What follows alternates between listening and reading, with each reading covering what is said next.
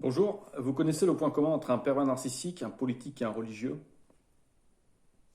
Quel est le point commun entre un narcissique, un politique et un religieux? Je vais vous expliquer. C'est que ces personnes considèrent que la parole, le droit de dire les choses, va dans un seul sens, va dans leur sens à eux. C'est-à-dire qu'eux, ils ont le droit de vous dire les choses, et vous, la seule chose que vous avez à faire, c'est à vous taire. Vous n'avez pas le droit à la parole. Et ils vont difficilement accepter que vous soyez en désaccord avec eux. Alors ça m'a attiré l'attention parce que très souvent, je vais vous dire une chose, on rencontre des gens qui adorent parler, qui adorent faire des choses, mais quand vous leur dites en quel point ils sont malhonnêtes, en quel point ils agissent mal, en quel point vous avez trouvé leur misère, ces gens-là vont vous détester. Alors quand vous avez affaire à ce genre de personnes, rassurez-vous que ce sont tous des victimes de Satan. Je vais vous expliquer pourquoi. Parce que vous savez bien que pour avoir droit au salut éternel, pour avoir la vie éternelle, et autant pour être, pas seulement pour la vie éternelle, mais aussi dans cette vie ici, pour pouvoir être béni par Dieu, il faut se repentir de ses péchés. Il faut se repentir de ses péchés et il faut se réconcilier avec Dieu. Mais il y a certaines personnes qui vont se moquer de vous, qui vont vous dire, vous devez nous excuser, vous devez comprendre qu'on n'est pas parfait, vous devez comprendre qu'on se trompe. Vous devez prendre sur vous pour accepter qu'on se trompe et accepter qu'on ne soit pas forcément toujours droit dans ce qu'on dit et dans ce qu'on fait. C'est vrai? Alors les gens vont vous dire ça. Il faut que tu me pardonnes, oui, j'ai mal agi, oui, pardonnez-nous, l'Église s'est trompée, telle religion s'est trompée, on n'est pas parfait, on est humain, on se trompe. Je suis complètement d'accord. Mais c'est bien de pardonner, mais au-delà du pardon, ce qu'il faut faire, c'est se réconcilier. Et pour se réconcilier, il faut évoquer les problèmes. Il faut évoquer le problème de fond. Mais ça, curieusement, si vous allez parler à un politique du problème de fond, il ne va jamais vouloir vous écouter, il va automatiquement s'énerver. Un religieux, a fortiori, et un pervers narcissique, encore plus. Et vous savez très bien que les pervers narcissiques, on ne peut pas leur parler.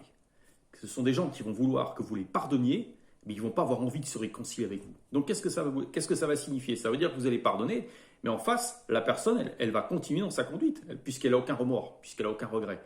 Elle considère que c'est vous qui avez tort, parce que c'est vous qui ne pardonnez pas. D'accord?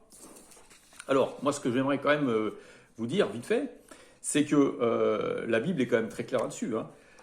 Proverbe 12:1, celui qui aime la correction aime la science. Celui qui hait la réprimande est stupide. Ça, on peut le corroborer comment? Proverbe 9:8, reprends le sage et il t'aimera. Alors vous allez me dire, oui, mais qu'est-ce que ça fait si on n'est pas sage? Si on n'a pas la sagesse, qu'est-ce que ça fait? Celui qui n'a pas la sagesse, ça veut dire que d'emblée, il n'a pas la crainte de Dieu. Puisque quand vous prenez Job 28:28, la crainte du Seigneur, c'est la sagesse. D'accord? Donc quelqu'un qui ne craint pas la sagesse, ça veut dire que quelqu'un qui n'a pas la sagesse, ça veut dire que c'est quelqu'un qui ne craint pas Dieu. Et si c'est quelqu'un qui ne craint pas Dieu, ça veut dire qu'il n'est pas avec Dieu.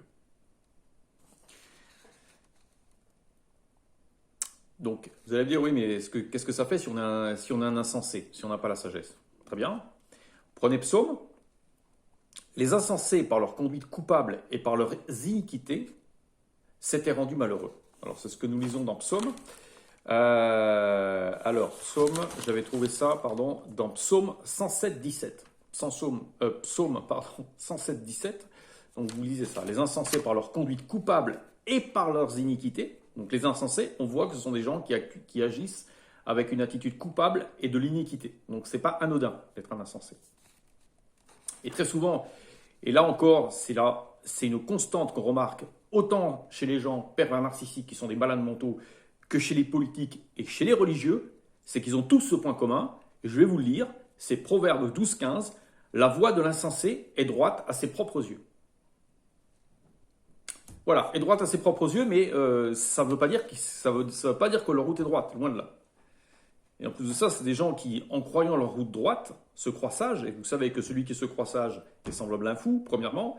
Et que deuxièmement, c'est une manifestation de l'orgueil. Et vous savez très bien que Dieu déteste les orgueilleux. Donc c'est pour ça que je vous dis, ne vous inquiétez pas quand vous avez ce genre de personnes en face de vous. Et surtout, restez ferme dans la crainte du Seigneur et ayez foi en Christ, qui lui seul vous sauvera. Je vous remercie et je vous souhaite une excellente continuation dans votre chemin spirituel. À bientôt.